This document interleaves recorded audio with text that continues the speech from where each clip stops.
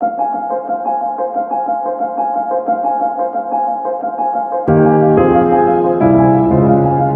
are listening to Living with ADHD and CPTSD, available on Apple Podcasts and other podcast platforms.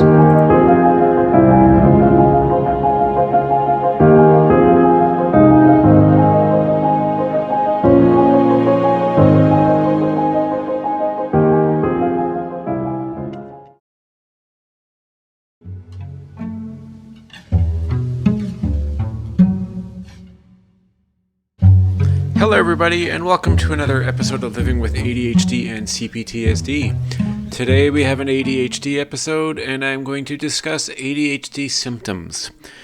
This is something that we all have. Not everybody has the same symptoms. Some have them more aggressively and more serious than others do, but they all are symptoms that have come with ADHD, and I have a feeling that the ones that I'm going to say right now, that pretty much all of you will have to some degree.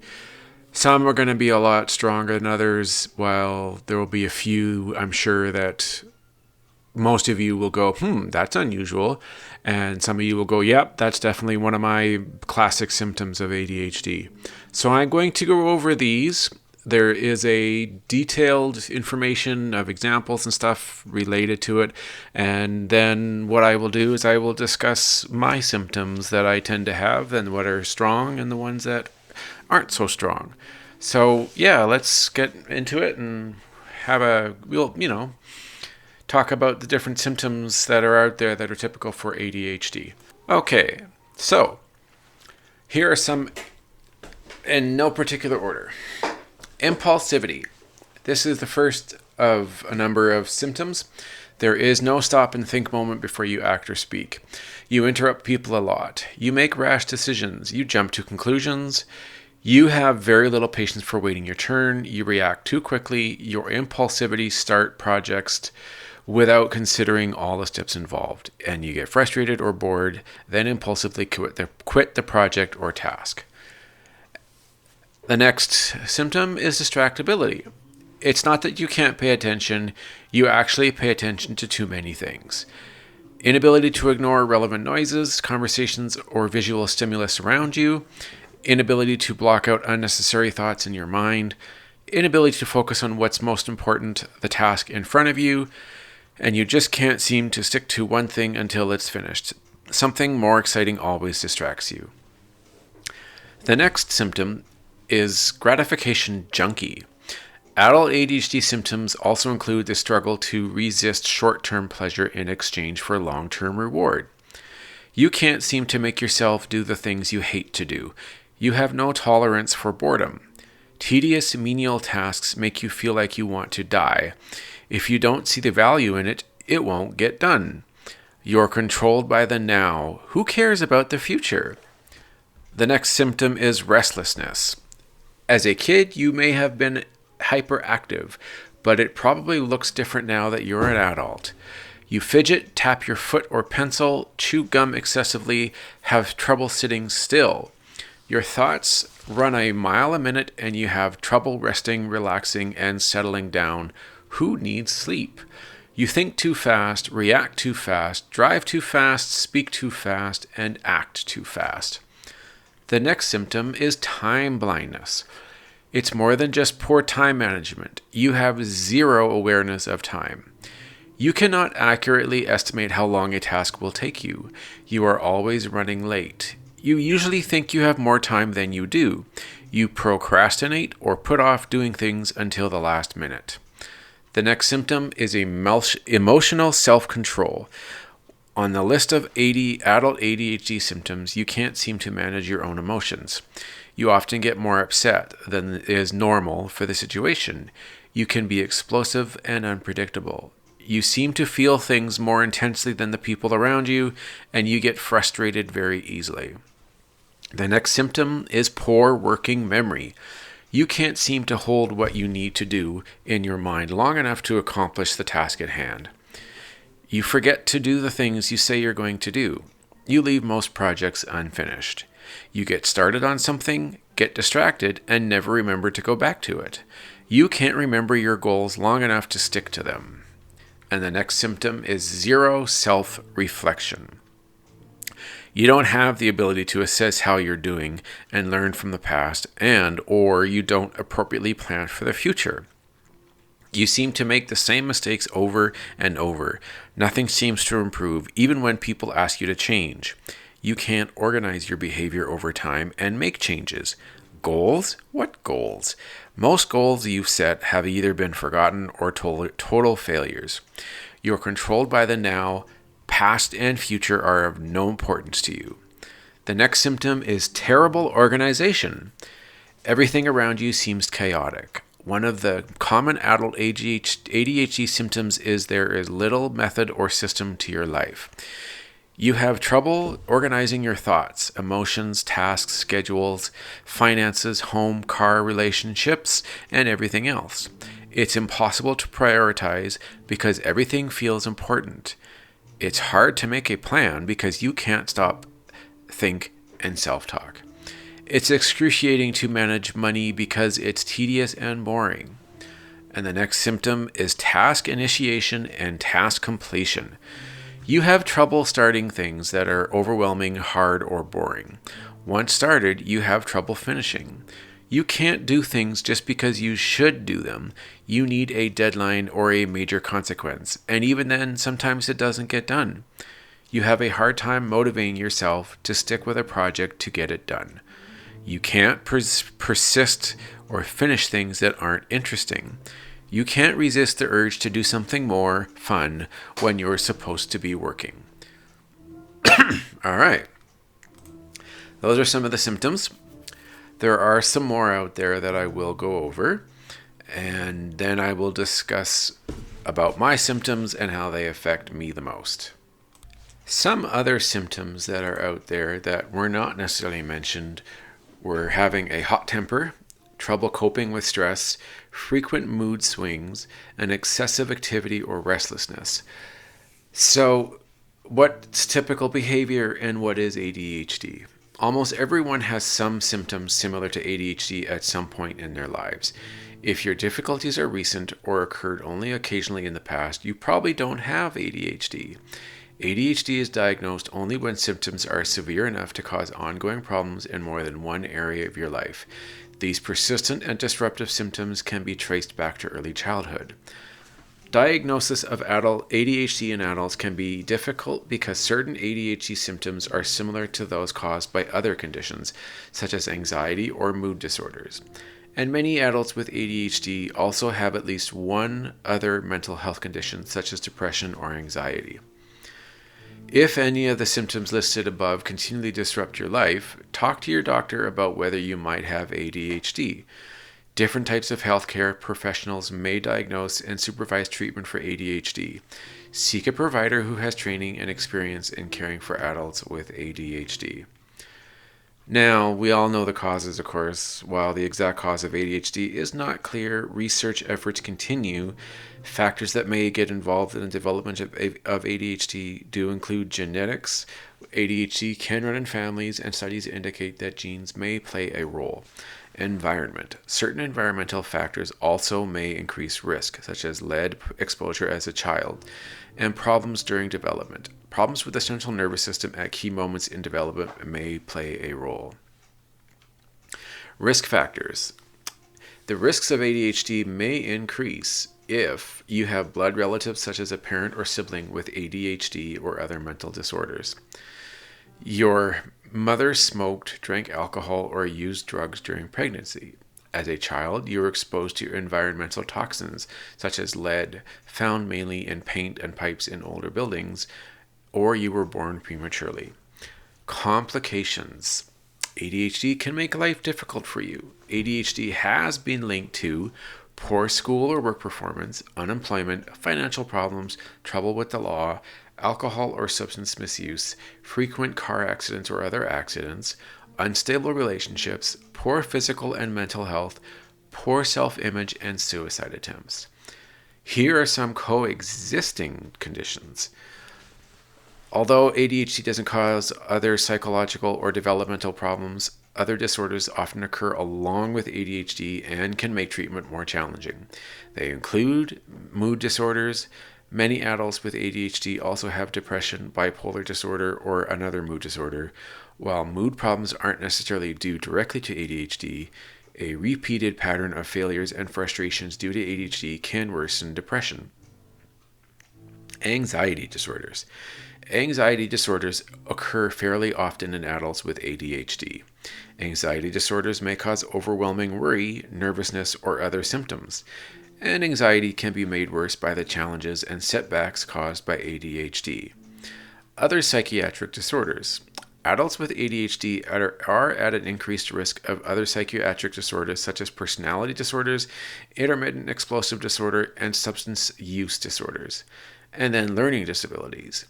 Adults with ADHD may score lower on academic testing than would be expected for their age, intelligence, and education. Learning disabilities can include problems with understanding and communication. All right, so ADHD symptoms. It's incredible how when you're just first learning about these things, like, ADHD and the different symptoms that you may or may not be experiencing, how you soon, when you hear about these symptoms, learn and you start to understand just exactly how it affects you in your life and the things that it does. And excuse me. Ooh. And sorry for yawning there, people. And the complications that it can create for you in day-to-day life, both personally and professionally. And for me, impulsivity, as I said in a past episode, is a big one for me. Distractibility, restlessness, emotional self-control, poor working memory, and task initiation and completion are basically the ones that I really have a problem with. Now, as I explained in my other episode, I do have a tendency with impulsivity to interrupt people a lot. I do make rash decisions, I do jump to conclusions, and I have very little patience for waiting. And I do tend to react too quickly. And the problem is I do have problems considering all parts of what I'm discussing, like not just only projects, but when I'm making a decision or I'm acting on something, I have a very difficult time thinking thoroughly about everything that's involved and the consequences that can come from it. And with distractibility for myself, it's very true. I get stimulated by things all over the place. When I'm in a busy room, like let's say a restaurant, I can get distracted by the people. I can get distracted by the noises, by the plates. I can hear other conversations going on and focus in on them. And I end up being like completely taken away, especially if there's a conversation that has been initiated between you, like myself, and the person in front of me or I'm sitting with. I often will get pulled away and will lose parts of what has been said because I don't have the ability to listen properly and focus on what's being said because I get distracted by everything. When I walk into a busy location, like a store or a museum or like for me even a park outside, I have a tendency to get pulled away from all sorts of stimuli that are in front of me and the noises. So it isn't just visual stimuli, it's also audio. So any auditory noises that are coming from around me tend to pull my attention away. And it looks like I'm to the person who's with me, especially if they don't realize that I have ADHD, will tend to think that I'm not interested or that I'm bored easily and don't really care. And that can end up frustrating someone. Very not something that, if you're not really understanding ADHD well, you have a tendency to get frustrated and frustrate other people because of the fact that they're going to think that you don't care or that you're not paying attention on purpose. Okay, so gratification. Like, this is like watching or doing something and like that has a short-term pleasure, right? So it can be anything like drugs, alcohol, sex, porn, watching a really hardcore action movie, video games, like all this kind of stuff is what that is, right? Like you don't want to do the things that you hate. You have no tolerance for boredom, so you get bored real fast. And in anything that's tedious or something that is like, okay, like washing dishes, cleaning your room, cleaning the house, cleaning your car out, there's numerous things that I could name. It's something that you don't really want to do, and it makes you feel like it's the worst thing in the world that you're doing.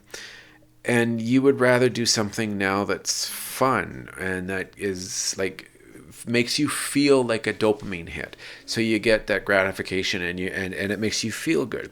So you want to, and I know I do. I have a tendency to want to do things that I know are going to be fun and are going to be exciting and give me a thrill.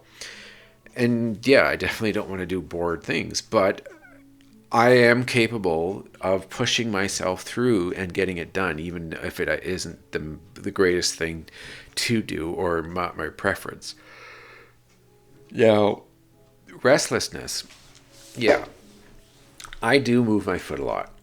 I have a hard time sitting still, and I do have a tendency to tap my foot. If I've got something in my hands, I do move it around a lot.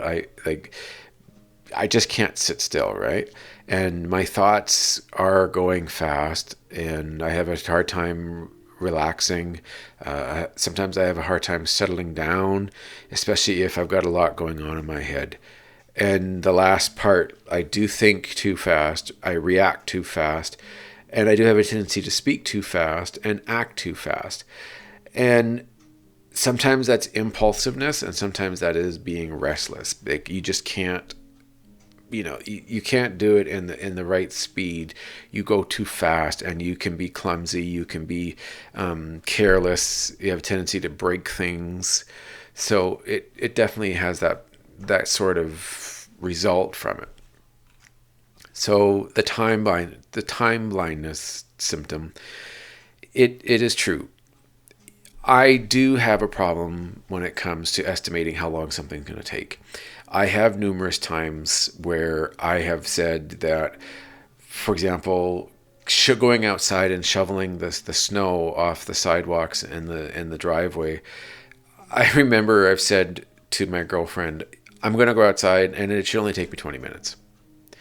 And, I don't realize that it's going to take a lot longer. And I have a very poor ability to properly assess something that I'm doing or I'm about to do and knowing how long it's going to take.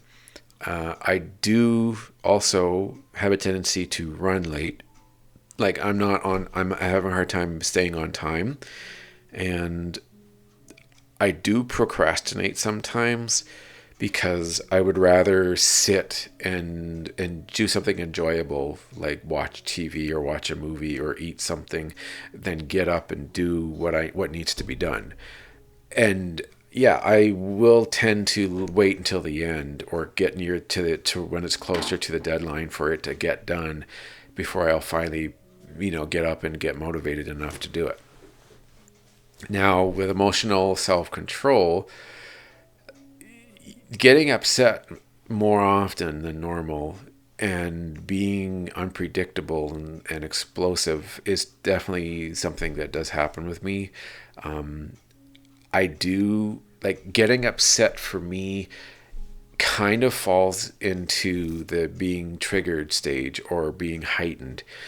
if something is like hard to do or seems to be had a lot of steps, I will get intense and I will get more like upset because it feels like it's taking too long or it's too difficult. So then I tend to kind of lose my cool on it.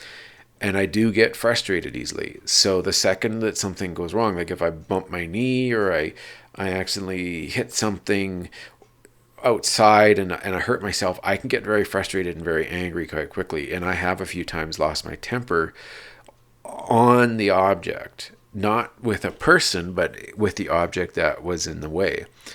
Even to the point where I would like almost think hitting it would be satisfying because it would be hurting the object. It, of course, isn't alive and has no feelings and no ability to feel pain, but I would think that I would be hurting it, which is ridiculous when you really think about it.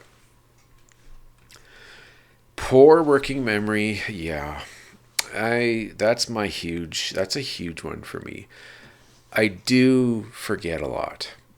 I always say I'm going to do something, or I try, someone tells me, make sure you do this, remember to do that, and then I'm like, yeah, okay, I'll take care of that, no problem. And then before you know it, it's like, oh, 30 minutes go by, or an hour goes by, or heck, even a half a day goes by, and I'm going, oh crap, I forgot to do that.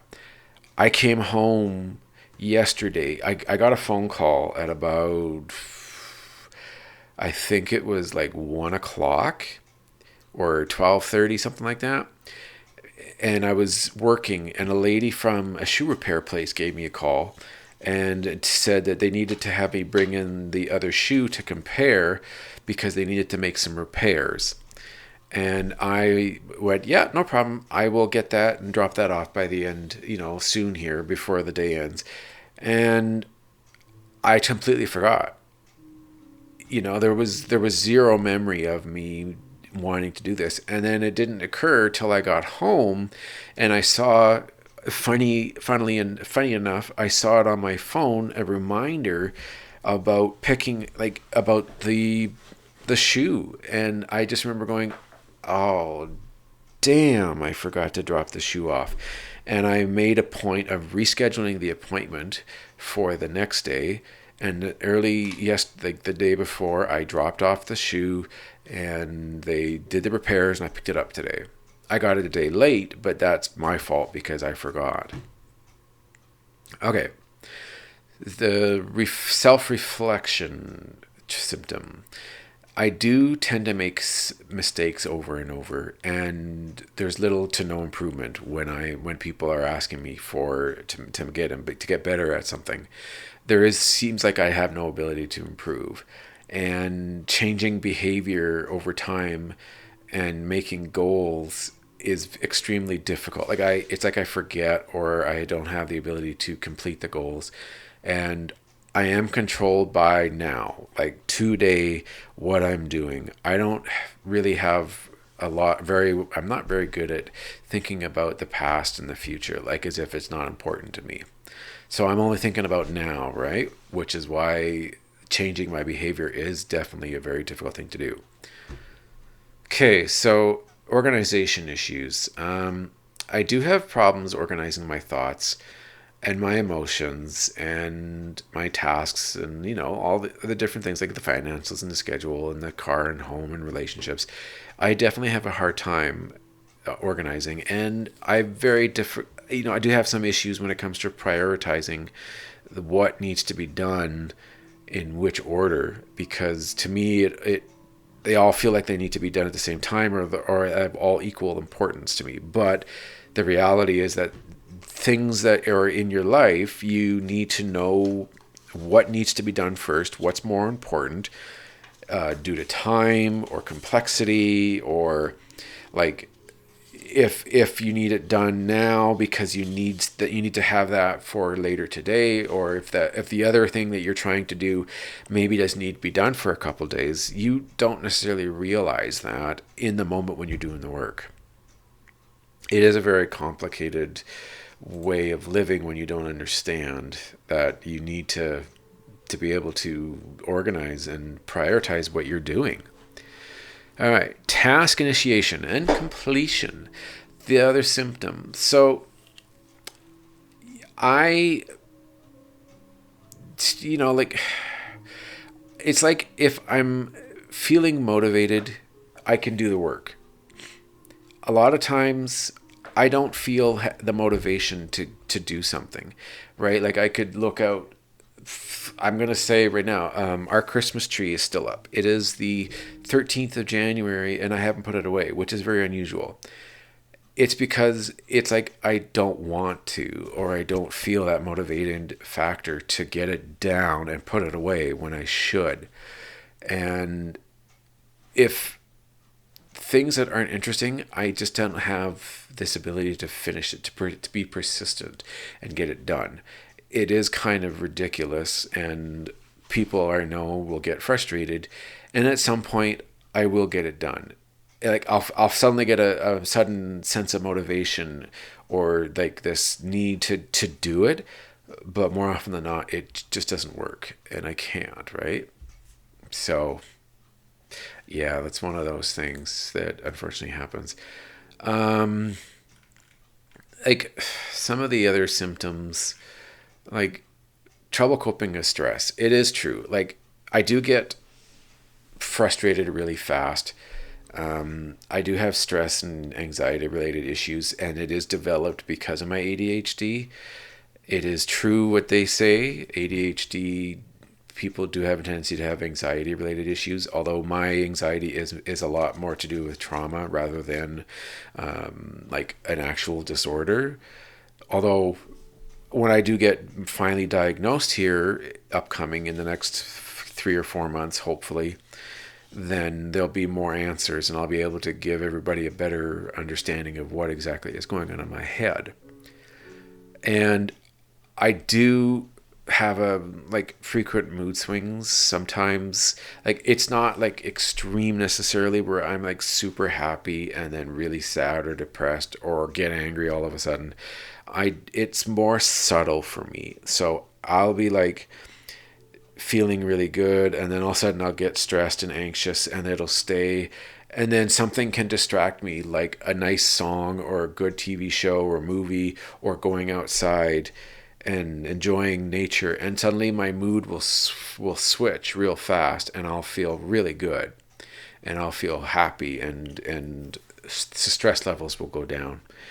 It can go back and forth. It doesn't take much for me to have the real anxious stress and the bad ability for lack of coping. It just takes nothing for it to attack and take over my mind and my body. It's really one of those things that I just have to work on, and it is a difficult thing to do because of the fact that ADHD, there is no cure. Like medication of course is helping. I have been on the new medication now for nearly 2 weeks, and it is working.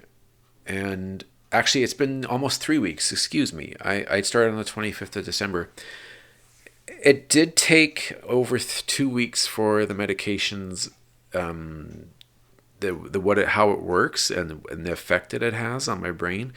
It took over 2 weeks for it to actually start. And it is because it's a low dose. It is only 10 milligrams. And the side effects that were happening back in March have occurred again, but not as strong. Like I'm not getting the pain in my head like I did when I was taking it in March, but I am starting to feel at least what I believe is hunger all the time. I know that's pretty rare. I'm going to ask my doctor. I have to see him tomorrow. I am going to ask him about it and see if there's maybe a chemical effect that is causing it.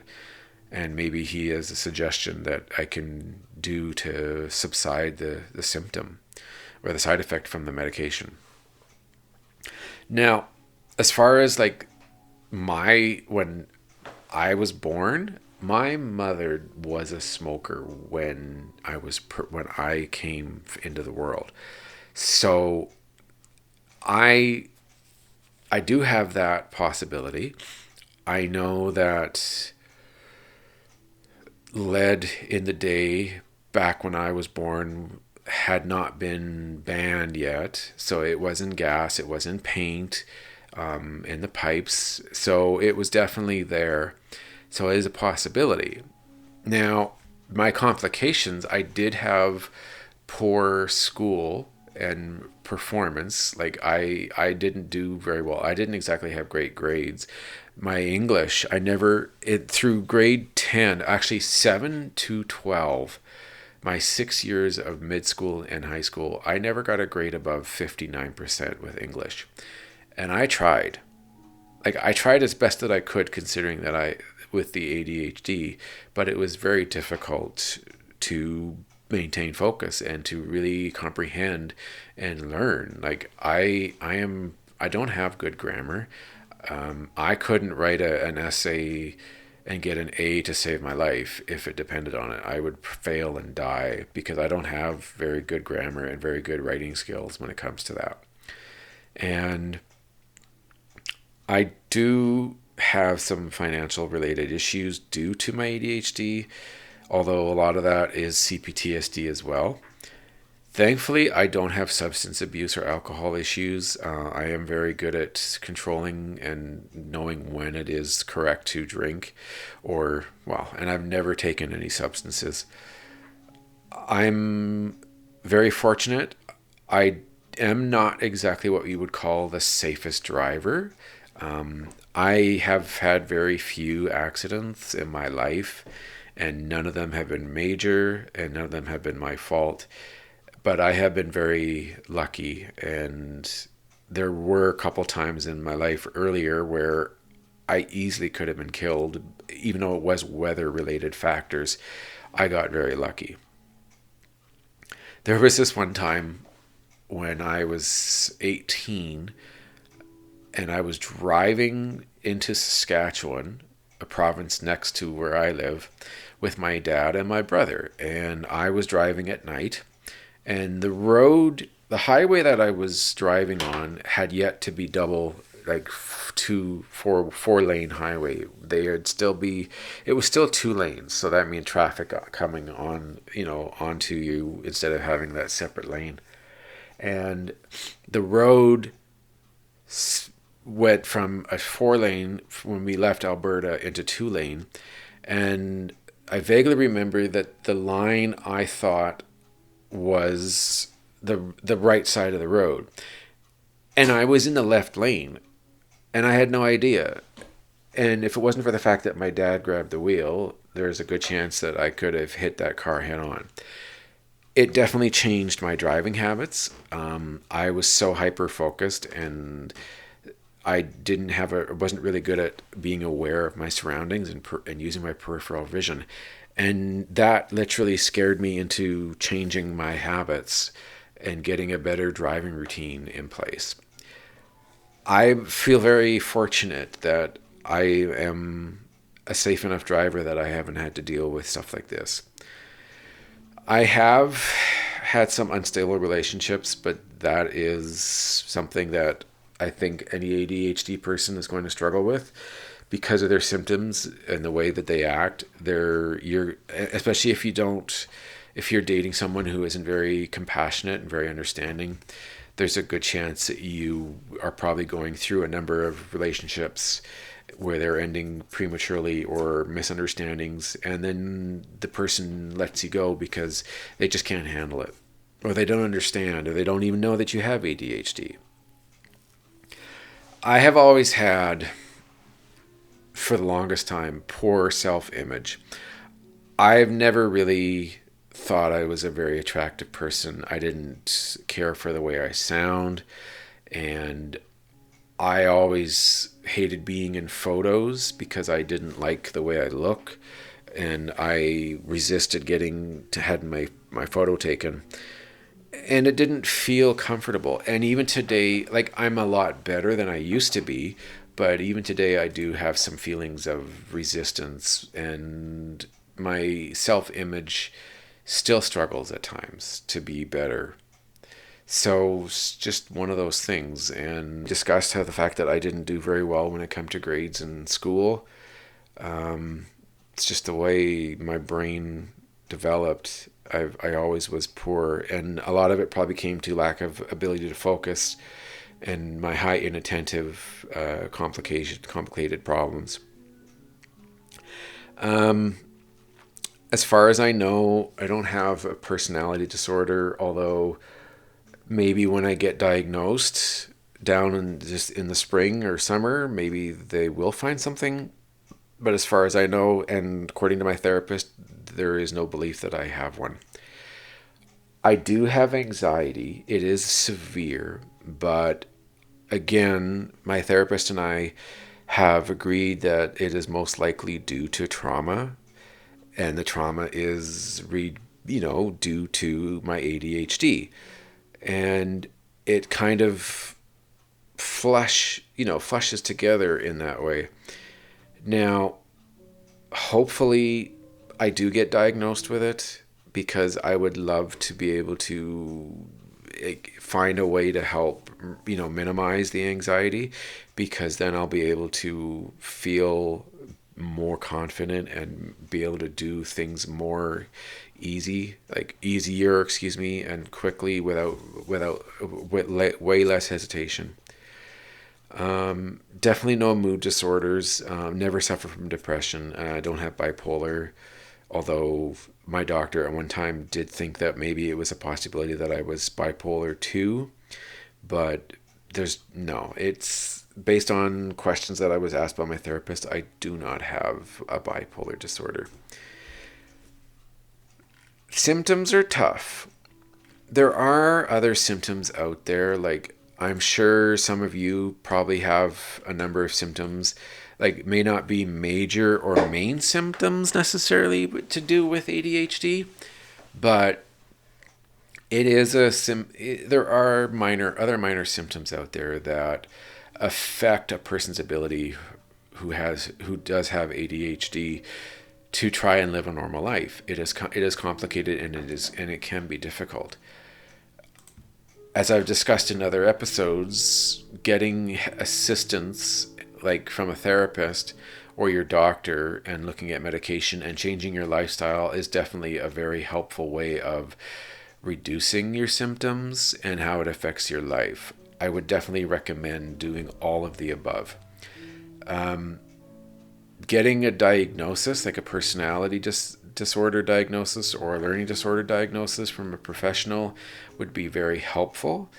I'm actually looking to get a psychological test done, IQ test. I want to see if I actually do have any kind of a learning disorder or a language disorder.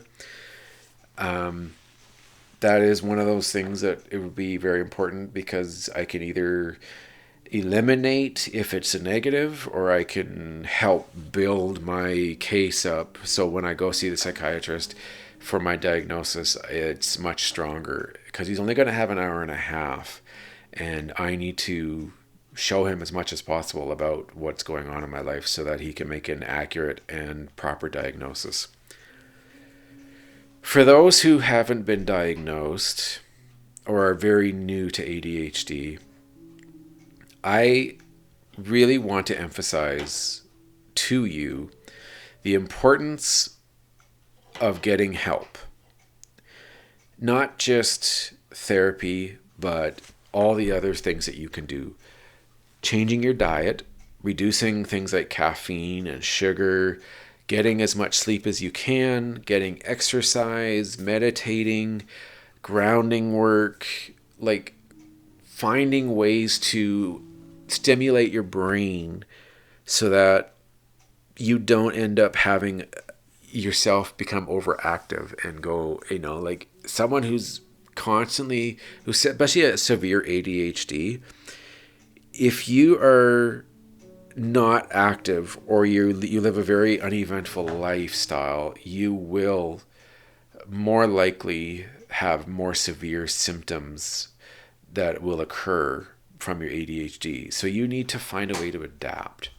You need to look at, and seriously looking at, getting an increased exercise level, changing your diet to be way more healthy, and reducing the things that I said, getting diagnosed and getting your medication and the proper medication, and then taking time to reduce, like, to calm your brain. Like, meditation and deep breathing are definitely good ways of helping reduce the symptoms and the severity that they can. It's not a cure, but it definitely will help. And another way of really helping yourself is going and finding as many different people and resources as possible. Like looking and finding Dr. Russell Barkley videos online, going to his website, looking on Twitter, going to, like there's many different videos on YouTube that talk about ADHD. There are humorous ones, there are serious ones, there are videos from psychologists and psychiatrists. There are ones from people who have ADHD and are like expressing their experiences and what they've gone through. The more resources that you can find and listen to, and books, all that, like, I know reading a book is difficult to do. I have a hard time reading a book, although I have been doing it lately.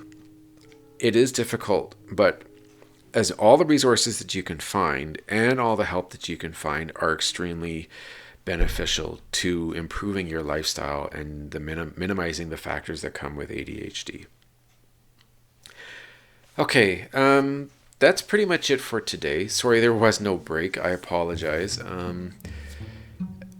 Check me out on Twitter. My handle is ADHD and CPTSD. Come check me out. Give me a follow. I would love to chat. Just give me a shout. Say, hey, how's it going? Would you like to talk? I would love to talk to anybody. The more resources for you and for myself, the better for everybody. Check out, like I said, check out Dr. Russell Barkley on YouTube and his website. There's many videos that he has. My website is www.livingwithadhdandcptsd.ca. You can check my Patreon page. If you go to my Anchor site, there is a subscription where you can get extra stuff that doesn't show up on the free podcast.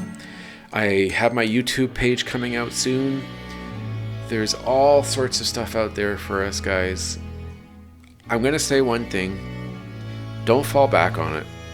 Don't use it as an excuse, and don't live your life expecting others to help you and make your life better for you. It's up to you to improve your life and to make things work for you. No one's going to do it for you. They might help, but it is up to you to change your life in order to make your ability to live with ADHD easier and more manageable. I'm doing whatever I can. I've gone to therapy, I'm getting diagnosed, I'm getting medication, I've changed my lifestyle, I've changed my diet, I exercise more. Like, it takes time and it takes a lot of work, but you can definitely do it if you work hard enough and you are willing to put in the effort and be disciplined enough to do it. It's not going to be easy, but it is definitely worth it. I definitely recommend it. Okay, everybody. That's today's episode. I hope you enjoyed it. Next week will be another one, and we're just going to keep on rolling. All right, everybody. Have a great day. Bye now.